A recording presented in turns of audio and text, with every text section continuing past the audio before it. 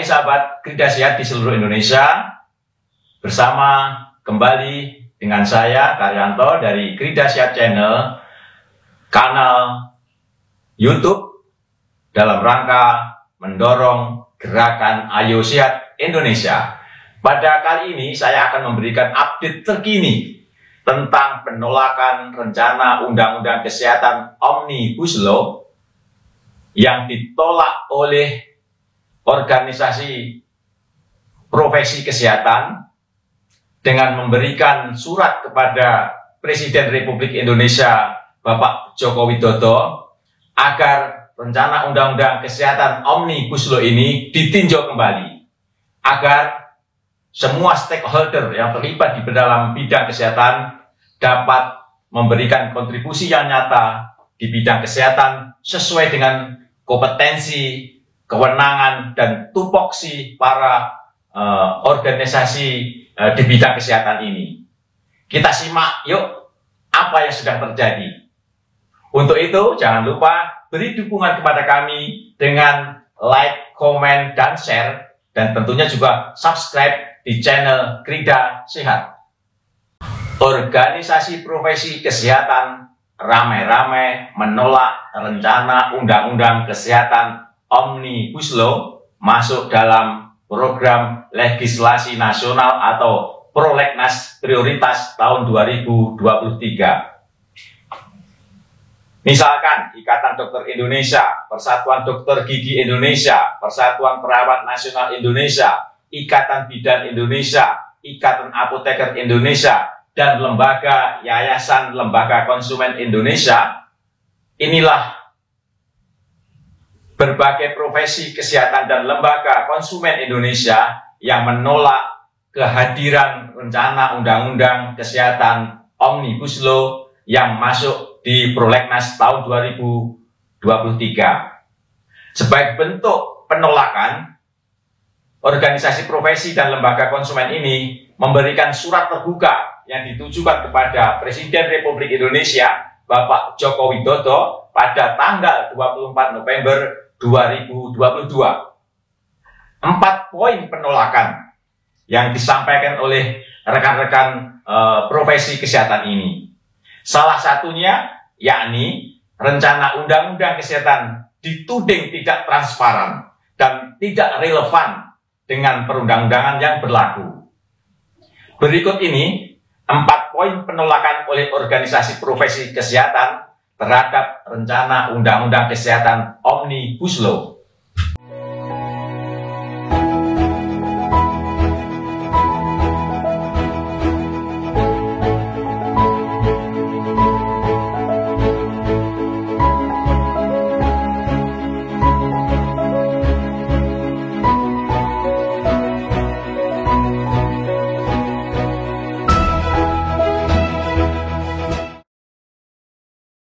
Sebagai langkah akselerasi di dalam penolakan oleh organisasi profesi kesehatan terhadap rencana Undang-Undang Omnibus Law, pada hari ini, hari Senin, tanggal 28 November 2022, Ikatan Dokter Indonesia akan menggelar aksi damai di sejumlah gedung DPR di seluruh Indonesia untuk menyampaikan aspirasi tentang keberatan terhadap rencana Undang-Undang Kesehatan Omnibus Law ini. Tentu, langkah ini harus mendapat perhatian dari para stakeholder, terlebih khusus kepada Menteri Kesehatan, kepada DPR yang membidangi bidang kesehatan, dan semua stakeholder seluruh organisasi profesi kesehatan di seluruh Indonesia untuk bersama mencari jalan keluar yang terbaik. Bagaimana sebenarnya di balik persiapan rencana Undang-Undang Kesehatan Omnibus Law ini sehingga menimbulkan pro dan kontra, khususnya bagi para profesi, organisasi profesi kesehatan. Tadi pagi, Krida Sehat Channel mendapatkan catatan-catatan penting dari Bapak Kosali Situmorang.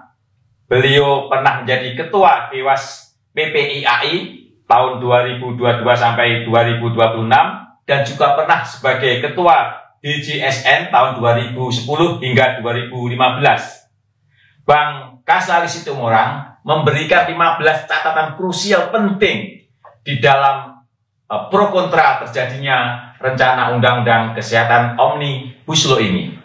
Kita simak yuk, apa catatan penting dari seorang senior apoteker Kasali Situmorang. 15 poin krusial rencana Undang-Undang Kesehatan Omnibus Law. Catatan Dr. Andes Apoteker Kasali Situmorang MSC, Ketua Dewas PPIAI tahun 2022 hingga 2026 dan Ketua DJSN tahun 2010 hingga 2015. Menurut Kasali Situmorang, keresahan kelima organisasi profesi kesehatan atas rencana Undang-Undang Kesehatan Omnibus Law cukup beralasan. Berikut ini 15 poin krusial yang menyebabkan rencana Undang-Undang Kesehatan itu ibarat ghost yang bernama Omnibus. 1. Dokumen NA dan draft RUU Kesehatan dan DIM yang sudah berada di masyarakat tidak jelas bersumber dari mana dan tidak ada yang mengakui menerbitkannya tanpa identitas. Kedua, organisasi profesi kesehatan sudah diajak membahas NA dan RUU Kesehatan Omnibus Law oleh Kemenkes yang memblended 13 undang-undang bidang kesehatan existing dalam satu rencana Undang-Undang Kesehatan Omnibus yang bersumber tidak jelas. 3. Pejabat Kemenkes terkesan juga kebingungan dengan munculnya NA dan draft RUU Kesehatan tersebut yang menurut beritanya berasal dari Balik DPR dan sudah masuk dalam shortlist Prolegnas 2023. Poin 4. DPR, dalam hal ini Badan Legislasi, sudah mengundang beberapa kelompok masyarakat dalam RDP untuk mendapatkan masukan terkait RUU Kesehatan tersebut. Poin 5. Dalam raker dengan Menkes dan RDP dengan BKKBN, Badan POM, BPJS Kesehatan, dan DJSN pada 22 November 2022 terbuka informasi bahwa draft rencana Undang-Undang Kesehatan Omnibus Law dimaksud belum disusun oleh Balik dan raker serta RDP dimaksud adalah forum untuk menghimpun substansi penyusunan RUU Kesehatan. Poin 6. Balik DPR mengakui inisiatif pengusulan RUU Kesehatan itu berasal dari DPR tanpa melalui Komisi 9 yang membidangi kesehatan, BKKBN, BPJS, dan DJSN.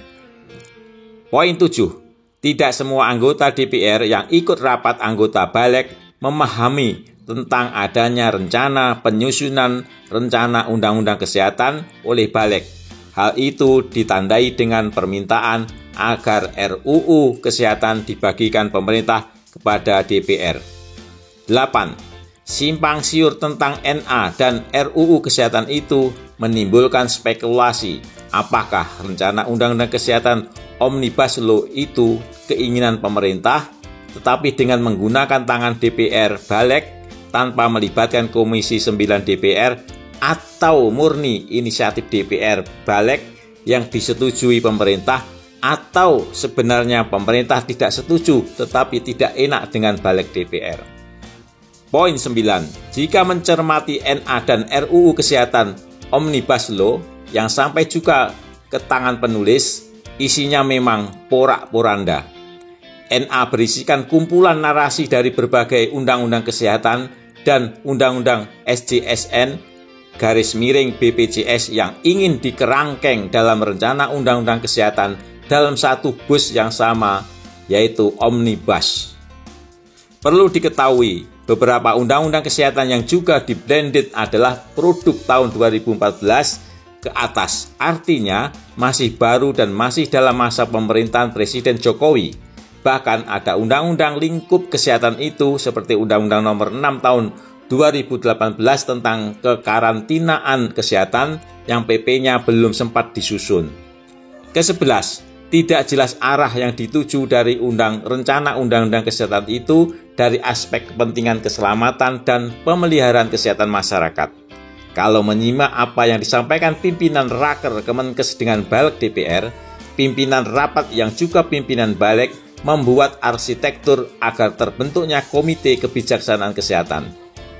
Persis seperti Komite Kebijakan Keuangan, terkesan perlu lembaga baru lagi, birokrasi baru, dan menimbulkan persoalan baru. 12. Tidak konsistennya Balik DPR yang bersemangat menyusun RUU Kesehatan Omnibus Law, tetapi dalam shortlist Prolegnas 2023 juga akan membahas rencana undang-undang tentang kefarmasian dan rencana undang-undang tentang pengawasan obat. 13. Sebaiknya Balik DPR fokus pada penyelesaian RUU tentang kefarmasian dan RUU tentang pengawasan obat dan makanan, mengingat kasus gagal ginjal akut pada anak akibat penggunaan bahan baku obat yang tidak sesuai dengan ketentuan dan lemahnya sistem pengawasan bahan baku zat tambahan obat.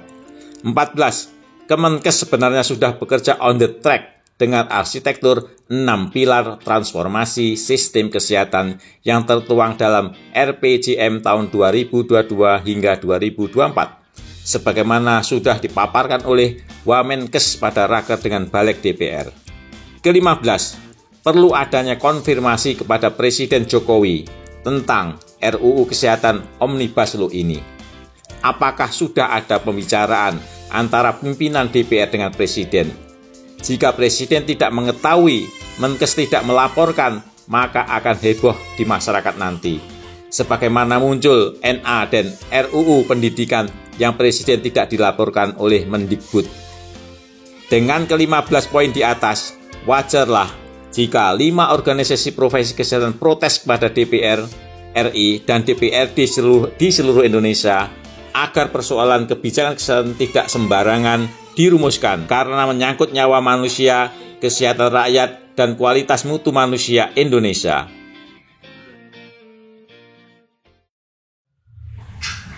Kementerian Kesehatan melalui PLT Direktur Jenderal Pelayanan Kesehatan Dr. Gigi Murti Utami mengirimkan surat kepada Dinas Kesehatan Provinsi, Dinas Kesehatan Kabupaten atau Kota, Direktur Rumah Sakit Daerah Provinsi, Kabupaten, dan Kota di seluruh Indonesia tentang larangan meninggalkan pelayanan. Tentunya ini sikap yang bijaksana. Apapun yang terjadi tentang penolakan rencana undang-undang kesehatan Omnibus Law, pelayanan kesehatan di seluruh Indonesia tidak boleh terganggu. Dan ini tentunya bagian dari komitmen dan tanggung jawab dari seluruh profesi kesehatan seluruh Indonesia untuk memberikan pelayanan yang terbaik untuk masyarakat Indonesia dengan tetap menjaga ketertiban dan keamanan di wilayah seluruh Indonesia. Tentunya dengan kejadian penolakan dari organisasi profesi kesehatan terhadap rencana undang kesehatan Omnibus Law ini, kita berharap pemerintah melalui Kementerian Kesehatan, lembaga legislatif di DPR, para stakeholder, organisasi profesi kesehatan di seluruh Indonesia, para akademisi, para cendekiawan memberikan kontribusi yang positif terhadap penyelesaian penolakan dari rencana undang-undang Omnibus Law yang sangat diharapkan segera teratasi agar apa? Agar pembangunan di bidang kesehatan terus berjalan, mengingat pandemi belum berakhir dan masih sering terjadi bencana alam, bencana banjir yang juga memerlukan penanganan di bidang kesehatan yang tidak kalah pentingnya. Jangan lupa terus simak Krida Sehat Channel, mohon dukungan dengan like, komen, dan subscribe.